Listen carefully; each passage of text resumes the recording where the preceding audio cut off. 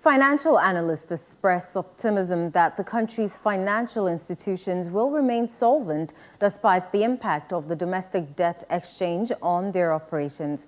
They attribute this confidence to measures implemented by the central bank to ensure ongoing stability following the government's initiation of the domestic debt exchange program on December 5, 2022, aimed at restoring debt sustainability and macroeconomic stability.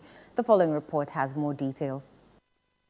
In 2022, Ghana faced an economic crisis due to existing imbalances and external shocks, prompting the government to seek financial assistance from the IMF. As part of the conditions for an IMF board approval, the government took a comprehensive approach to restructure the country's public debt, with domestic debt restructuring being a crucial step. On December 5th, 2022, the Ministry of Finance invited holders of all domestic debt to voluntarily exchange $14.3 billion in domestic bonds and notes, including ESLA and Dachi bonds for a package of 4 new domestic bonds. The DDEP had repercussions on the financial and real sectors, raising concerns about preventing a return to the IMF. In 2022, banks released their financial statements revealing losses attributed to the negative impact of the DDEP on their profitability. The current status and performance of banks slightly over a year after the exercise warrants an examination. Nana Otuo Echampo, a banking consultant, shared insights with Citi News. The overall picture is quite encouraging,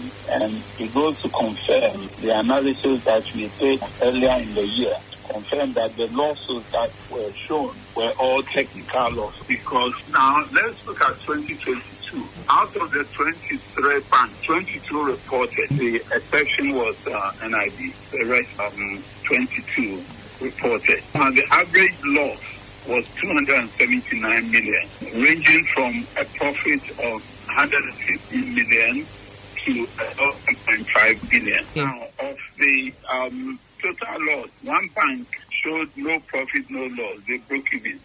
The remaining 16 showed losses with an average of 279 million loss. To mitigate the potential impact of the DDEP on the financial sector, the Ghana Financial Stability Fund was established as an additional safety net provider. Nana Otuo indicates that financial institutions will soon receive liquidity support, with the fund actively analyzing submissions from the banks that fully participated in the program. The Financial Stability Fund is in place to assist affected institutions to make up their minimum regulatory capital. Yeah, they have the committees that are supposed by affected institutions, and I believe they have started analyzing submissions that have been made by affected institutions. As we can tell, not all institutions were affected, because even with the DDP and the